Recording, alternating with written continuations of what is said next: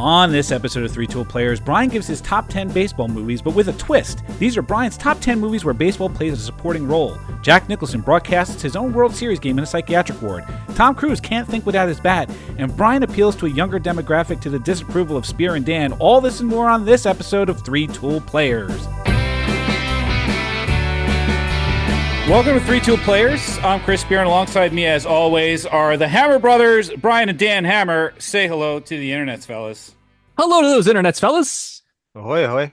So we're big pop culture nerds. We like to mix in a little bit of pop culture with all the little baseball stuff. And around about the same time last year, I remember, Dan, you did a top 10 baseball movies. It was fabulous, too. It was fabulous. It was a pretty good great list. time. It was a Such a pretty great good time. list. Yeah, I feel like you guys gave Mr. Baseball a bad rap. I'll tell you what. Mr. Baseball deserves a bad rap. Not at all. What are you talking about? Did it barely crack the top 10, Dan? Is that what happened there? there? It was number nine. You know what? I feel like Tom Selleck did a great job there. Shuto. His mustache did most of the work in that movie. His mustache, sure did. Yes, his mustache is a treasure. Oh my goodness. So, I mean, if you're listening to this, go back and find that episode. It was actually a really good one. Dan did a nice job. He did a nice job, Mr. Baseball. Yes. Damn right he did. Nice job, Danny. Nice job. That was, if you look at that as kind of the star, right? Baseball was the star of the show in those movies, right? They were baseball movies. But I think this time around, Brian took a bit of a different tack towards it, where baseball isn't necessarily the star, but maybe the supporting actor. You said it perfectly there, Spear, and Dan did a great job of last year of kind of picking out like your leading actors, right? Those that headline the movie, the show, and it was all about that baseball centricity.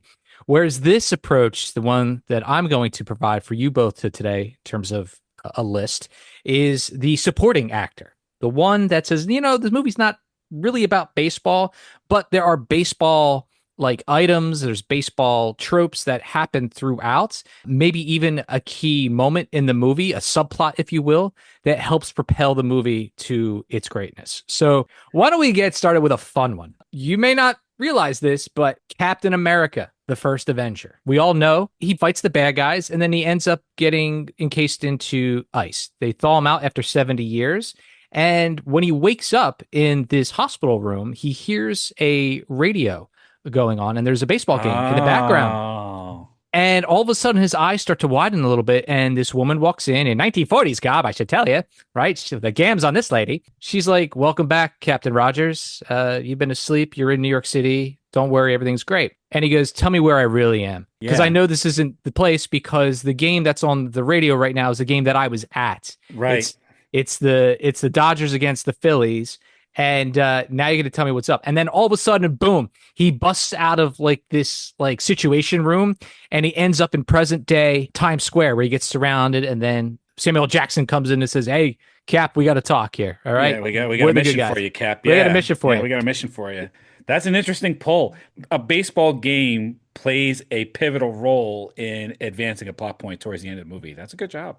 Mm-hmm. Actually, you know what? I do like that one. Yeah, but I do have a personal question, though. Do you think Captain America was let down when he woke up from his cryo sleep to realize that his beloved Brooklyn Dodgers had skipped town and went across the country? And now he had to root for the Mets? I don't think he would do that either. I mean, that's torture all on its own. Yeah, right. So what do you think? Do you think he still embraces the guys in blue across the country, or do you think there's no way he becomes a Yankees fan? We'll leave it at that. Excuse me, sir. There's How no way dare he you? becomes a Yankees fan. There's a better chance Why? that he roots for the Dodgers out in L.A. than he becomes a Yankees fan. That's for sure. Is it because he's got the frosted hair tips? Is that where you're coming up with that? No, it's because he's from Brooklyn. He's from Brooklyn. It's an interesting one. All I could say about the Dodgers, like I said, I was out there a few weeks ago. I do have to say something really nice. There's this group out there called the Pantone 294. And if you don't know who they are, they're the largest traveling fan organization in all of Major League Baseball. And really, they're just dedicated to following the Dodgers around. They're kind of like the Grateful Dead, kind of followers there. And I just have to say the Pantone 294, they get that because that's the color of the Dodger blue. That's the shade of blue that they use. They call it Pantone 294. So it's a nifty little group. As far as I can tell, they're a pretty friendly group. I don't think they're a local militia, but I have to say... a local militia of Dodger fans. Right. But I have to say that, as a Yankee fan, they welcomed me into their loving arms. And I have to tell you guys, both, I had arguably the best tri-tip steak that I've ever consumed in my entire life, thanks to this Pantone 294. So for that, I'm eternally grateful. Attaboy 294s. Good job. There you go. Good job by you. So moving on the list. This one is number 9. It is our friends at Goodwill Hunting. Oh, I know where this goes. I know where this goes. I know where this goes. Yeah, it's the story he tells. It's a story. I gotta see about a girl. Gotta go see about a girl. Absolutely. It's how he finally gets through. He tells him this whole story about how he was at the pub when it was a game 6. Had the tickets. Had the tickets. And he was gonna go, and he sees this woman walk into the bar, and he slides his ticket. He's what he says to Will Hunting. I slid my ticket across the bar to my buddies, and I said, "Sorry guys, got to go see about a girl." And Matt Damon's character loses his mind. Will Hunting loses his mind. He's like, "How could you do it? How could you do it?" He says, "Oh, but you should have seen her, man. It's probably the best written scene in the entire movie." And to top it all off, at the end of the movie, Will Hunting leaves a note in Robin Williams' character's mailbox. When he goes down to go get it, it's basically a goodbye note. And he reads it and says, "Got to go see about a girl." And Robin Williams turns around and he goes, "Son of a bitch, he stole my line." And the best part about that is that Robin Williams improvised that line on the spot, wasn't in the script. Matt Damon and Ben Affleck are sitting behind the camera watching this going, "Damn, he's good." You know what I mean? It was that kind of like kismet kind of thing. Just the genius of Robin Williams. That one, I think that was about 10 to 20 takes to figure out which one fit the best. And that line, once that line hit, both Ben Affleck and Matt Damon just totally knew. They're like, yep. Yeah, he's got it. That's it. That's the one. Yep. I mean, the best part about that whole scene too, when he's going through the got to go see about a girl, is he's doing Carlton Fisk's wave. He's like, "It's got to go fair. It's got to go fair," as it gets around the foul pole. He stood up and relived the whole damn thing. It's a great scene in a great movie. I'm surprised it's actually number 9. Well, Dan, this is a hell of a list. I'm not gonna lie. Yeah. There's a lot more coming. No here. Mr. Baseball's on this list. Nah, none of that. What are you talking about? Baseball, pure gem. Look at you just twisting the knife, Spear. I don't usually do this. I don't usually twist the knife, but Mr. Baseball was egregious. All right, so the next one on the list here, this one's for all the millennials out there, because we have to appeal to certain audiences here. It can't just be about us, boys. All the demographics. Right? Exactly. This one is Twilight. Now, I need to walk you through this. Before I do, though, I heard a collective groan. What's that about? This is the Mr. Baseball of this list. Yeah, totally is. Oh my god! How is this a Mr. Baseball? This movie made like billions of dollars. This whole franchise. I don't care. Oh my god! It's got it all, man. It's got sparkly vampires. Get out of here. It's filled with that dark emo undertone and all the Hollywood pretty people that get to say they're a family of vampires playing a spirited game of supernatural baseballery, and there's a big bonus for everyone, and that's for you, Dan, especially. They play old-timey rules, right? They don't even use gloves, and they don't need to use gloves. But that should make you excited, right? They dress in the 1860s garb, kind of the stuff that you guys do, right? So this should be just a home run all around. Please pardon the pun. Oh, God, this gets worse. This scene was absolutely important for the plot because it attracted a bunch of nomadic vampires, looking for that sweet, sweet Bella hemoglobin. You know what? I gotta stop. I can't do this anymore. I can't take it. I went to go. I've never seen Twilight in its entirety. And now I remember why. I went back. You chose it for your number 8. Oh my God. In fact, you know what, gentlemen? I'm just gonna die on the sword here. I'm going to proactively remove this choice completely off the list. I will throw myself. I will throw myself at the mercy of your forgiveness. No, there will be none. No forgiveness. No, this is your number 8. Move forward. What did I do wrong, guys? I already said what I did wrong. I apologize. No, I can't. What is your number 7? Let's get on with it. You know what? Let's cleanse the palate a little bit. All right, let's get back to reality. All right, this one is a 1975 favorite as well, and this one is One Flew Over the Cuckoo's Nest. Oh yeah. Right? Oh, absolutely. Feel better? You feel better now? I'm bringing you guys in my warm embrace. Tell me why. We're back Tell me on why I'm track. back on track. Tell me Track. what you love about this movie and what it has to do with baseball. You tell me, and I'll tell you. Well, it's Jack Nicholson's character. The whole point is he's trying to rally the entire damn ward to listen to a baseball game. And what he does, because Nurse Ratched won't let them listen to the baseball game, he sits in protest and announces an imaginary game. And it's Jack Nicholson just being Jack Nicholson. It is Jack at his most unhinged and probably at his finest. It's an amazing scene. It's again, these are Oscar-winning performances. Like you can't go wrong with this stuff. You know, this is good versus evil in its finest, you know, and just a testament to the human spirit, because you see the chief raise his hand to make the vote go, but then you see the evil person change the rules midway through, and Jack Nicholson's, you know what, fine, I'll broadcast it from here. And I got to tell you both, gentlemen, I kind of like Jack Nicholson's version better because he's got Mickey Mantle hitting a home run off of Sandy Koufax, and that's not how it went. That's not how it went down in 63, man. In fact, the bats were very afraid for the New York Yankees that series. We got swept, and it was not pretty. It was like Whitey Ford was absolutely dominated by Sandy Koufax. And I got to tell you, you know, as a Yankee fan, that hurts. But watching Nicholson do what he does best, listen, that scene alone gets him the Oscar as well. Yeah, like that's for I sure. have to tell you, that gets him the Oscar. And don't forget all the great supporting actors that were also in that scene. You had a young Danny DeVito, Brad Dourif, DeVito, had unreal. Christopher Lloyd. Christopher Lloyd. Yep. Good gravy. You know, it just, what a powerhouse. And fun fact, Michael Douglas, a very young Michael Douglas, was a producer on that film. Yeah. The next one that we're going to, I just need you both to do me a favor. For this next one, you have to ask me nicely. All right. I know where this one goes. It's A Few Good Men.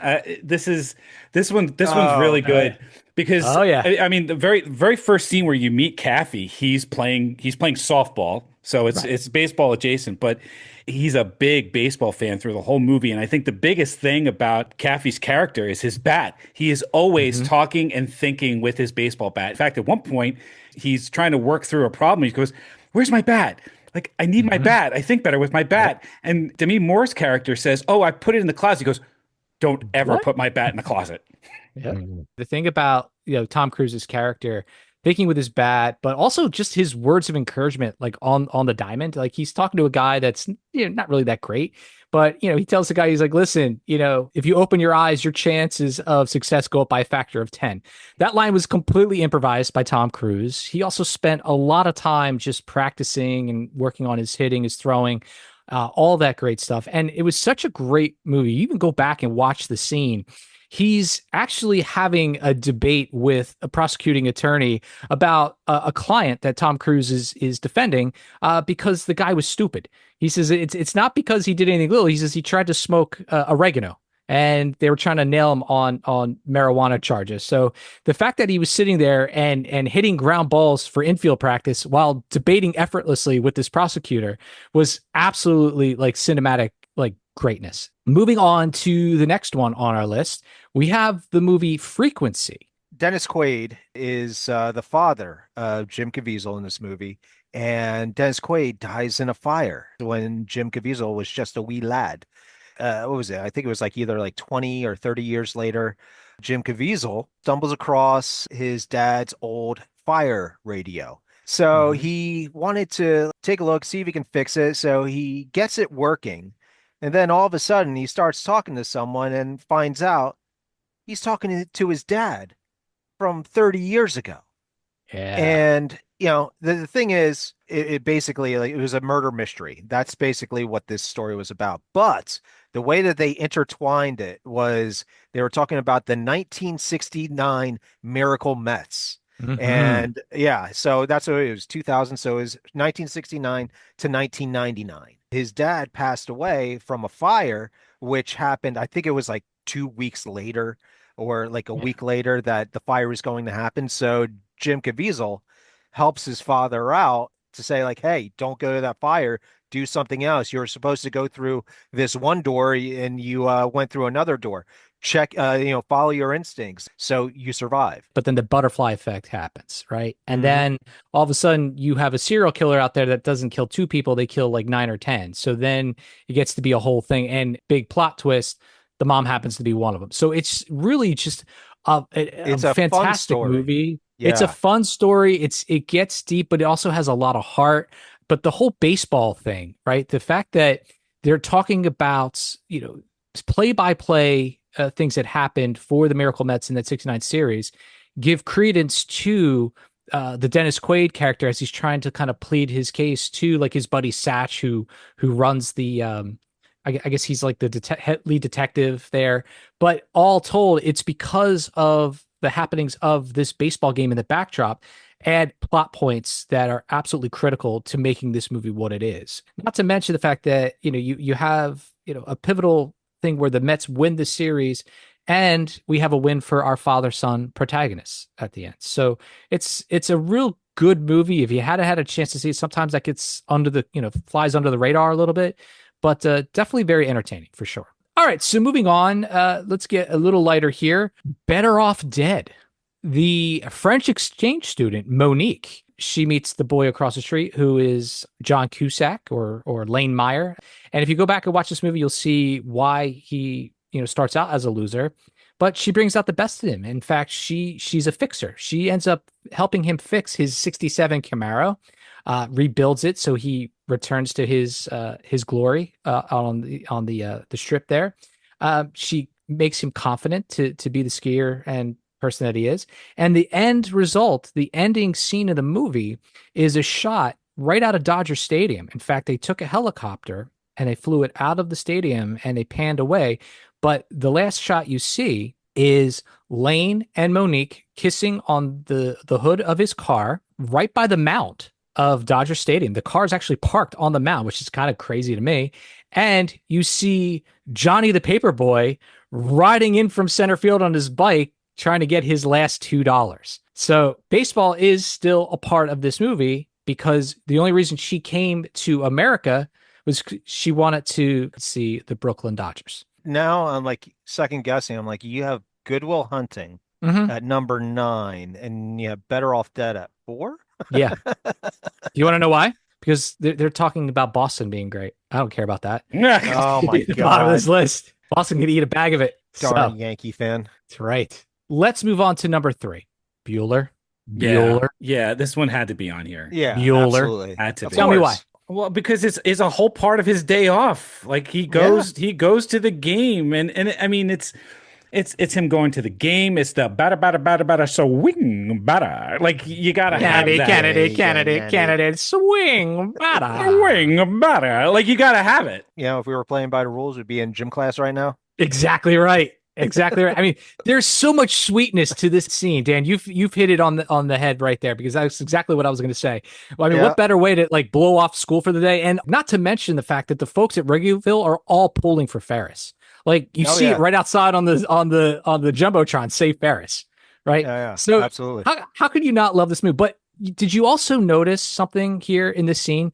Did you notice Ferris's girlfriend Sloane? Yeah, she was keeping score. She was doing absolutely the book. Right. She was working the scorebook. Is there anything hotter than that, than a woman who knows how to keep score at a baseball game? Absolutely nothing. Nope, that's it. Absolutely nothing. A girl that knows how to keep score at a baseball game, you got a good one on your hands. So, not to mention the fact, like, we haven't even talked about Rooney yet. Yeah. Rooney. Hey, Bri. Rooney. Hey, Bri, what's the score? It's nothing, Dan. Who's winning? The Bears. Exactly. And we all know that. Anybody who says this to this day, they know that that's from that movie. It's iconic. It's such a perfectly delivered line.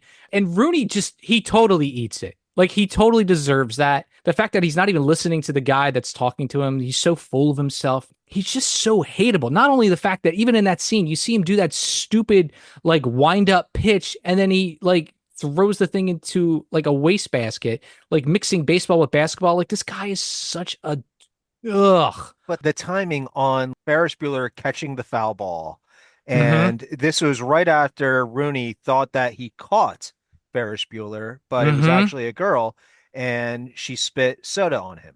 Yes. And so that's why he had to look down. He wasn't looking at the screen. He looked down to wipe it off. And that's when Ferris Bueller catches the foul ball, and then he looks back up at the screen, and then it cuts away. It cuts away. Like, oh my God, it was beautiful. It's perfect movie making. But can we also take a step back here, gentlemen, and let's just be adults for a second? Too late. What business does a public high school principal in a vastly affluent, Chicago suburb have any business just chasing after one kid? Like, I'm sorry, but my tax dollars are hard at work here, guy. Like, get back to your office, go do some work, let it go. Like, not for nothing. I took the liberty of looking up what the average high school principal in affluent Chicago suburbs were making back in the 80s, and they were making 3 times the national salary. That's why I get infuriated, because it's like you're getting paid all this money to do a critical job, and here you are like running after some kid. Like, knock it off, guy. Pay attention to the rest of your flock.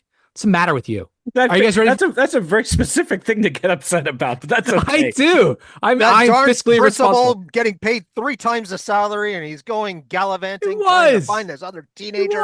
Oh my God! Send a note to John Hughes. My goodness. Get back to work, Rooney. Get a hold of yourself. Okay, here's number 2, and it may be a little controversial, but I threw it here anyway. City Slickers. Okay. Mm-hmm.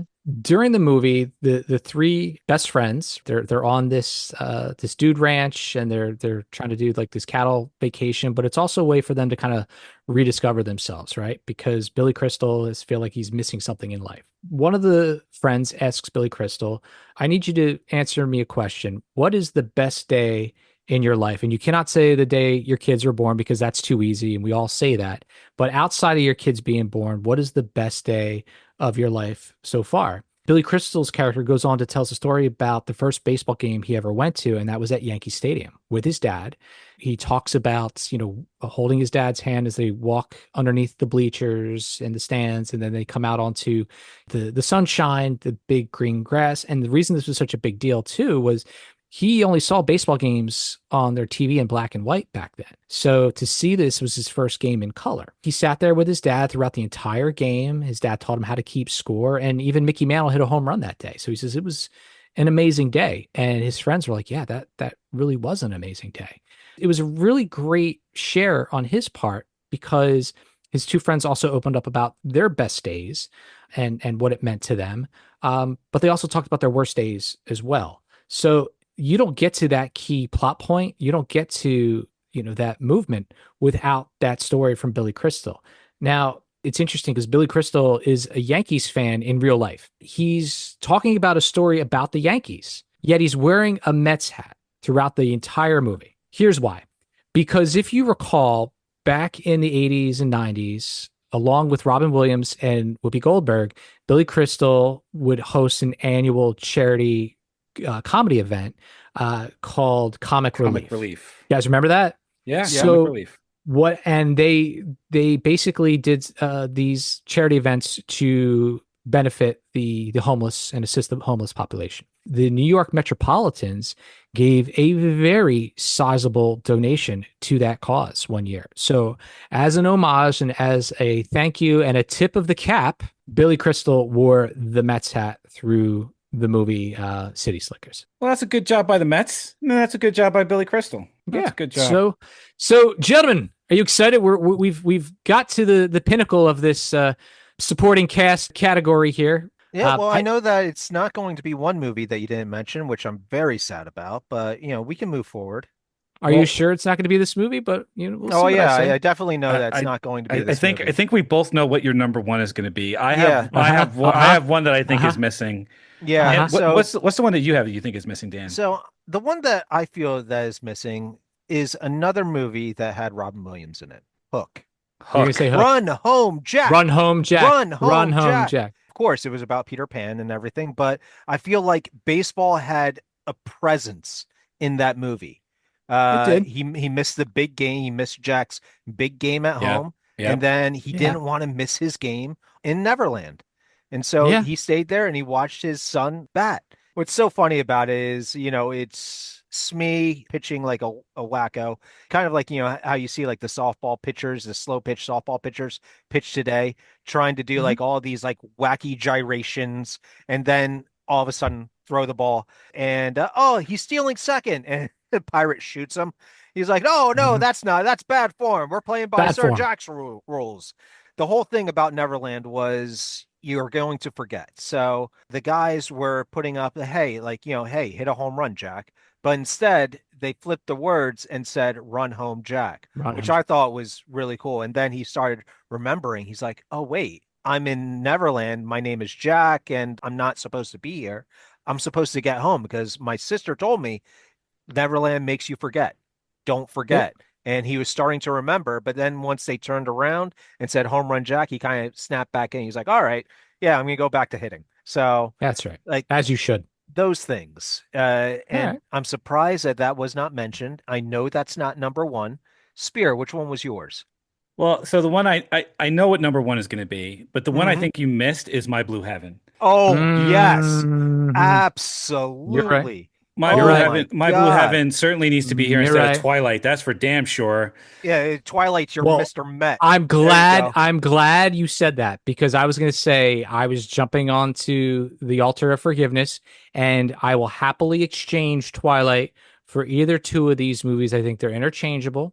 But Spear, let's tell the listening audience why My Blue Heaven is so perfect for this list. So for one thing, My Blue Heaven has probably the single worst New York accent ever committed to film in the form of Steve Martin, who But gets it away with works. it because It he's Steve works. Martin. Yeah, It's the only reason anybody gets away with it. Anybody other than Steve Martin who tries to pull that off would be immediately like, I don't know. New Yorkers would have rioted.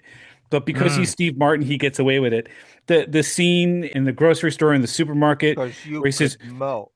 where he says, "You shouldn't be here in the frozen food section." Why not? Because you could melt all this stuff. It's terrible. It's terrible. But it's Steve Carol. Martin and it's Carol Kane and it's genius, and you let it go. But I mean, But wait, you didn't mention where no, the baseball but is. the baseball comes at the end of the movie where everyone There's actually thinks, a couple things. There's a couple things. scenes. The There's Dodgers, a couple in between. No, two it was the dogs for your mom. Padres. It was the Listen, Padres. it's the Padres. Padres, The yeah. kids in the movie, like everyone thinks that Vinny is trying to bilk the entire like community that he's been relocated into in the witness protection program. They all think that he's trying to bilk the entire community out of money, and he keeps saying no. It's always for the kids. Like he's collecting coins. I'm collecting kids for the Little League, and none of them believe him. Joan Cusack doesn't believe him. Nobody believes him. And then finally at the end, as the cops are chasing him, they chase him into a construction site where all of his buddies from New York, who are all mobsters, are now building a Little League stadium. And then green side up, fellas. Green side up, fellas. And then the very end of it is, everybody coming out playing Little League in like these custom made uniforms that look like white suits with ties. It's hilarious. And do you remember the name of the team, Spear? I don't remember the name of the team. The Turtles. Yeah, the Turtles. They're gonna win. They're gonna win, right? The Turtles. They're gonna win, right? That's right. She the old palm of the matriarch, up, right? Yeah. greases the palm of the up. Yeah, absolutely. How could it not be? Yeah, you're right. How could you let that movie slide, which is beyond because me? I'm a heel, Daniel. That's what I do. All right. I knew this would get under you. I knew. Listen. Twilight. Listen. There were more people listening to that shtick on Twilight because of their age bracket versus My Blue Heaven. All right. I think we've nailed that. I see. So good. You're willing to compromise your principles for demographics. I understand. I am. I will sell my soul. I will sell the soul of this podcast for a couple of 22-year-olds. For a couple of listeners who will listen. Not 22. Not 22.